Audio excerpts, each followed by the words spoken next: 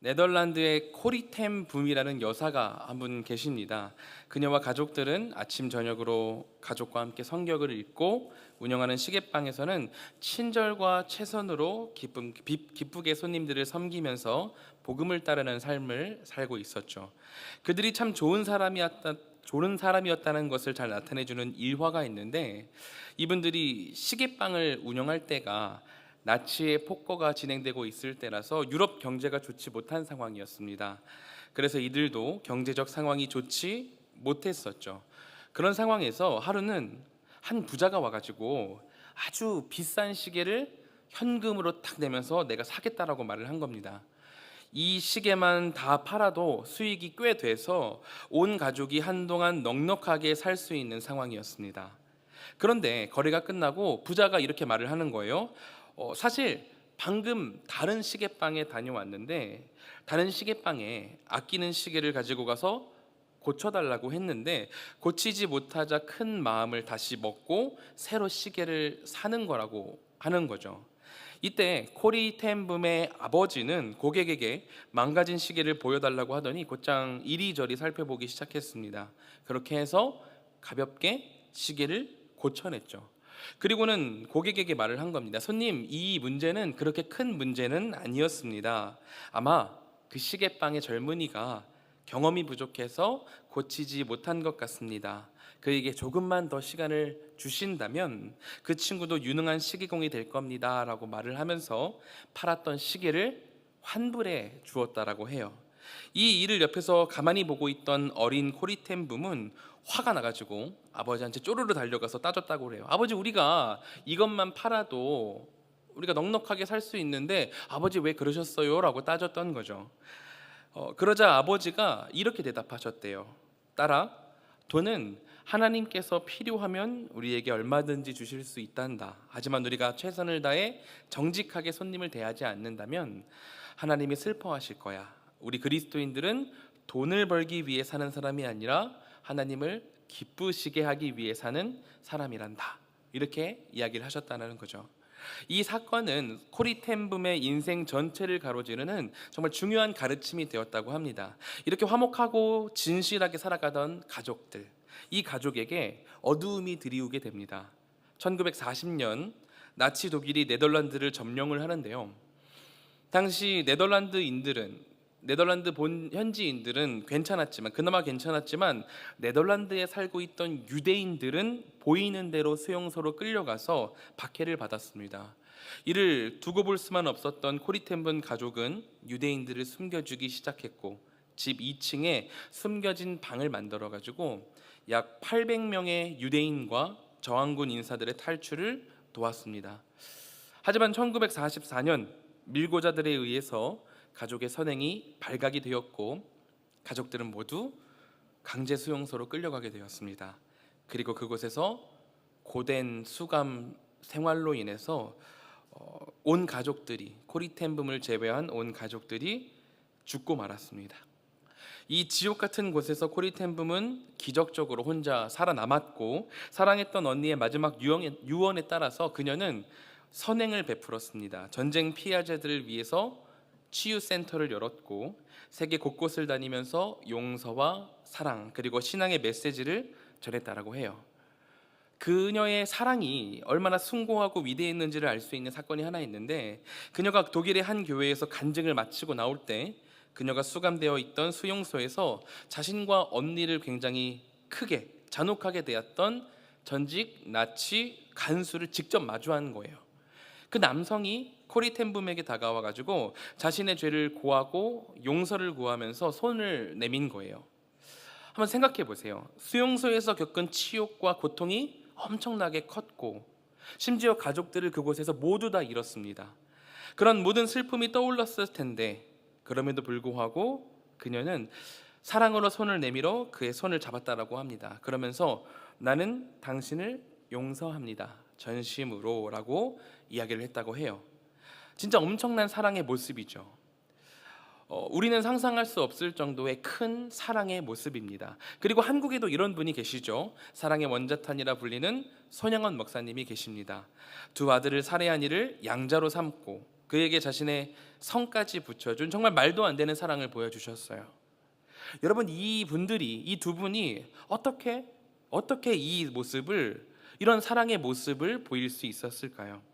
도저히 사랑할 수 없는 존재들. 영화나 소설도 이렇게 쓰면은 보는 사람들한테 욕을 먹을 것 같은데, 그런 자들, 보기만 해도 화가 울컥울컥 치밀어 오를 것 같은 그런 이들을 코리 텐붐 여사와 손양원 목사님은 사랑하고 용서했습니다. 아무리 생각해도 불가능해 보이는 이 사랑을 가능케 한 것은 무엇이었을까요? 오늘 사도 요한은 이 이유를 이렇게 이야기합니다. 요한일서 4장 10절의 말씀입니다. 사랑은 여기 있으니 우리가 하나님을 사랑한 것이 아니요 하나님이 우리를 사랑하사 우리 죄를 속하기 위하여 화목제물로 그 아들을 보내셨습니다. 요한은 흔들리지 않는 분명한 어조로 확실하게 이야기합니다. 하나님께서 우리를 사랑하셔서, 하나님께서 우리를 먼저 사랑하셔서 사랑이 무엇인지를 먼저 보여주셨기 때문에 이렇게 행할 수 있다라고 말을 하는 거예요. 여러분, 하나님께서 인간을 어떻게 사랑하실 수 있을까요? 지독해도 이렇게 지독할 수 없는 게 우리 인간입니다. 인간들이요, 하나님께 어떤 짓을 했나요?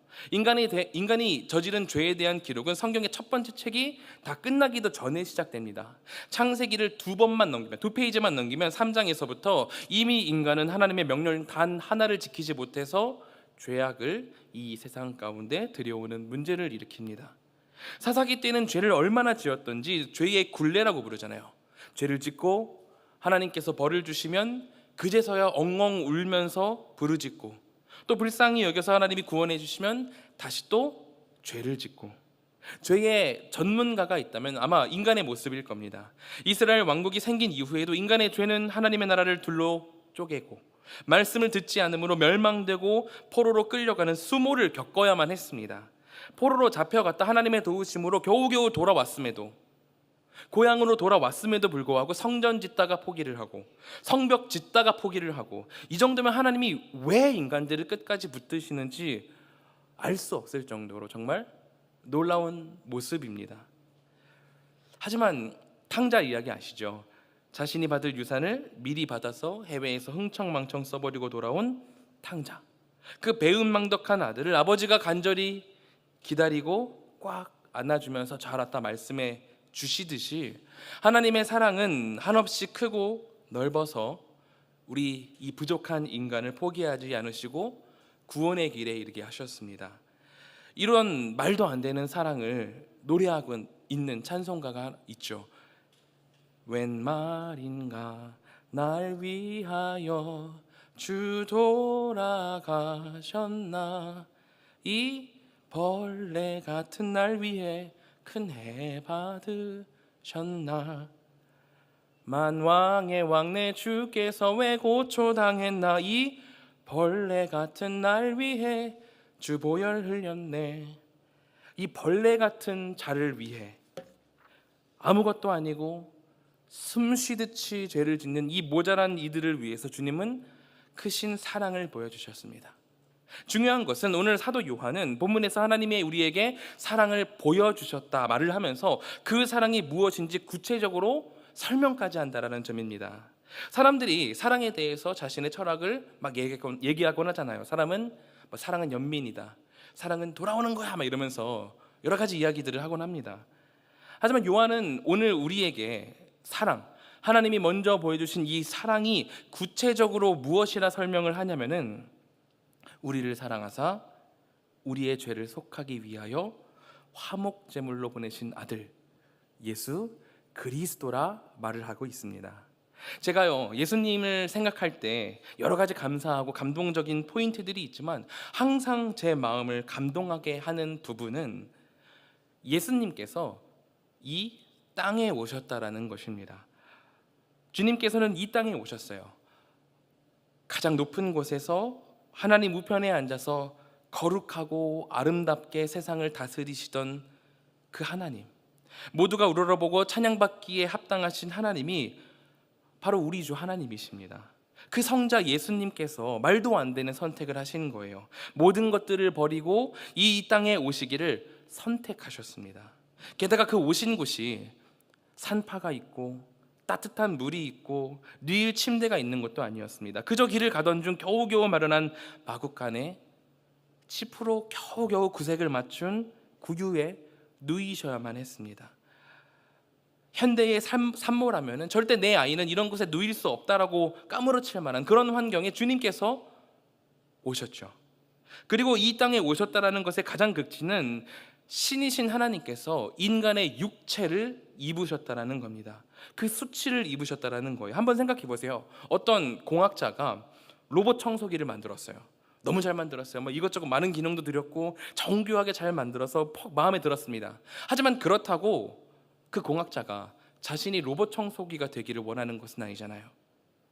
하지만 우리 예수님께서는 창조자이시면서 창조물이 되기를 선택하신 거예요. 이 벌레 같은 인간이 되시기를 스스로 선택하셔서 낮고 낮은 자리에 스스로 내려오셨던 겁니다. 왜요? 바보라서? 그렇게 계약을 해서? 그런 걸까요? 아니잖아요. 사랑하시니까. 하나님의 백성들을 너무나도 사랑하시니까, 저와 여러분들을 너무나도 사랑하시니까 이 모든 수치를 이겨내고 이 땅 가운데 오셨던 겁니다. 요즘에 인터넷 방송인들 중에서 말이 많잖아요. 공공장소에서 소리 지르고 예의 없이 굴고, 또 어떤 이들은 민망한 옷을 입고 시청자들이 하라는 대로 춤추고 행동하기도 합니다. 그들은 그게 수치스럽지가 않은 거예요. 그들은 돈을 사랑하니까요. 수치스러운 일을 할 때마다 시청자들이 돈을 보내주는데, 자기가 사랑하는 돈을 위해서라면 뭘 못하겠어요. 하지만 너무 숭고하게도 예수 그리스도께서는 수치를 입고 이 땅에 오실 만큼 우리를 사랑하셨습니다. 오늘 사도 요한이 요한일서를 통해서 계속해서 예수님께서 보이신 사랑에 대해서 계속해서 이야기를 하는데, 그 이유가 있습니다. 요한이 요한일서를 보낸 공동체에 무엇을 주의하라고 하냐면은 이단적인 가르침이 일어나서 그것을 주의하라고 요한일서를 보내고 있거든요. 이단적인 가르침이 교인들을 현혹시키고 있었습니다. 그 거짓 선생들은 영지주의자들인데 세상에 관련된 것, 육체에 관련된 것들을 죄악시했습니다. 단편적인 그들의 가르침은 이래요. 육체는 감옥이라는 거예요. 육체적인 감옥에서 해방되어 가지고 존귀한 영적 세계에 도달해야 되는데, 그것이 그들의 가르침이었습니다. 그렇기 때문에 그들은 뭘 믿지 않았냐면은 성육신을 인정하지 않았습니다. 예수님이 신인데 어떻게 육체에 갇혀 있을 수 있냐? 예수님이 신이라면은 육체에 갇혀 있을 수 없다. 이 더럽고 부족한 육체에 갇혀 있을 수 없다라면서 성육신을 인정하지 않았습니다. 예수님은 영적으로 오셨다, 영적으로 가셨다고 가르친 거죠. 하지만 예수께서 그저 영적으로 오셨다가 영적으로 가신 거라면은 거기에 어떤 희생이 있고 어떤 사랑이 있겠어요? 예수님께서 그냥 영적으로 이 땅에 잠시 회유하고 가셨던 거라면은 그리스 로마에 나오는 신, 세상의 다른 신들의 모습과 별반 다를 게 없을 겁니다. 그냥 놀러 갔다 온 거죠. 저 높은 곳의 영광을 버리고 직접 창조물이 되셔서 아프고 주리고 괴롭고 힘듦을 직접 메시는 희생을 하시고 수치를 감당하신 예수 그리스도의 모습이야말로 진짜 사랑의 모습이라고 우리 요한이 오늘 우리에게 이야기하고 있는 겁니다. 그 예수님이야말로 진짜 사랑이다라고 요한일서 내내 계속해서 우리에게 선포하고 있는 거예요. 하나님의 사랑이 우리에게 이렇게 나타난 바 되었으니 하나님이 자기의 독생자를 세상에 보내심은 그로 말미암아 우리를 살리려 하심이라. 이 불가능한 사랑을 예수께서 우리에게 먼저 보여주시고 우리에게 직접 그 사랑을 안겨주셨기 때문에 우리는 예수님의 안에서 하나님의 모습을 바라보고 하나님께서 사랑이시다라고 고백하고 찬양하고 그 앞에 나아갈 수 있는 거라는 겁니다. 그렇다면 이 참된 사랑을 받은 우리는 어떻게 행해야 될까요? 요한은 11절을 통해서 이렇게 우리에게 이야기합니다. 사랑하는 자들아, 하나님이 이같이 우리를 사랑하셨은즉 우리도 서로 사랑하는 것이 마땅하다. 사랑하는 자들아, 하나님께서 이렇게 우리를 사랑하시니까 마땅하게 우리도 서로 사랑해야 된다라고 명령을 하고 있는 겁니다. 사랑을 결단하라고 이야기하고 있는 거예요. 제가 이전에도 말씀드렸던 이야기인데, 제가 아는 한 선교사님이 계세요. 이분이 굉장히 남성답고 강한 사나이세요. 기운 뽀짝한 거, 그분은 본능적으로 기혼뽀짝에 두드러기가 나는 그런 분이었습니다. 그런데 어느 날 위기가 찾아와요. 아들, 딸이 강아지를 키우자고 떼를 쓰기 시작하는 겁니다. 여러분, 이런 분들한테는 강아지가 아니에요. 개죠. 개. 선교사님이 반대를 하면서 이야기해요. 야, 그거 개 키워서 뭐하냐, 절대로 안 된다. 냄새도 나고 밥도 챙겨줘야 되고, 그 녀석이 싼 똥도 내가 치워야 되는데 동물 응가를 인간이 치우는 게 말이 되냐, 그게 뭐냐, 이러면서 엄청나게 강하게 반대를 했습니다. 하지만 아들, 딸이잖아요. 아들, 딸이, 예쁜 자녀들이 우리가 밥도 주고 목욕도 시키고 그럴 거다 이야기를 하고 하루 이틀 3일 4일 내내 강아지 막 이렇게 이야기를 하니까 선교사님도 도저히 버틸 수가 없으셨던 거예요. 그래서 싫고 또 싫었지만 개를 샀습니다. 개를 처음 집에 데리고 온 날 말도 못하는 그 녀석은 선교사님의 손을 핥았습니다. 그리고 얼굴도 핥으려고 했죠. 그게 너무너무 싫으시더래요. 자기가 날 본 지 얼마나 됐다고 1분도 안 됐는데 꼬리를 살랑살랑거리면서 쪼르르 와가지고 이것저것 다 앓는데 소름이 끼치더라는 거죠. 야, 이 개 내 곁에 두지도 말라 이러면서 이리저리 도망다니기 바쁘셨다고 합니다. 그런데 모두 아시다시피 우리 아들과 딸들의 결심은 사실 며칠 가지를 않습니다. 강아지 살 때는 내가 밥도 주고 목욕도 시키고 산책도 하겠다, 응가도 다 치우고 한다고 말은 잘하죠. 하지만 그 결심이 일주일이면은 사라지잖아요. 아이들의 관심은 조금씩 사라져갔고 마침 선교사님이 집에서 혼자 쉬고 계셨기 때문에 어쩔 수 없이 이 개님을 전담해서 마크를 하게 되셨습니다. 꼴도 보기 싫은 녀석이지만 꾹 참고 의지적으로 밥도 주고 산책도 시키고 목욕을 시키고 빗질을 하는데 어느 순간 이 개가 강아지가 되더랍니다. 그리고 더 나아가 강아지를 뛰어넘어서 막내딸이 되더래요. 정말 별 관심도 없고 혐오스러웠던 녀석인데 의지적으로 하나씩 주다 보니까 막내딸이 된 거예요. 여러분, 세상 사람들은 사랑을 감정이라고 이야기를 합니다. 감정적으로 보고 별로야 그러면은 사람들은 사랑하지 않는다라고 얘기를 하고, 감정적으로 두근두근대고 좋아 그러면은 사람들은 좋다라고, 사랑이라고 이야기를 합니다. 하지만 주께서 우리에게 보여주신 사랑은 좀 더 의지적이고 결단적입니다. 아까 코리텐붐 여사 말씀드렸잖아요. 그녀가 독일의 한 교회에서 간증을 마치고 나왔을 때 자신을 지독하게 괴롭히던 나치 부역자를 만나고, 그리고 그가 용서를 구하며 손을 내밀었었습니다. 그때 그녀가 감정적으로는 용서하고 싶은 마음이 전혀 들지 않았다라고 해요. 당연하죠. 저 사람이 나를 굉장히 괴롭혔고 수용소에서 내 모든 가족들이 목숨을 잃었습니다. 그게 어떻게 감정이 좋을 수가 있겠어요. 하지만 그때 그녀의 속으로 기도를 하는데 하나님께서 그러시더래요. 나는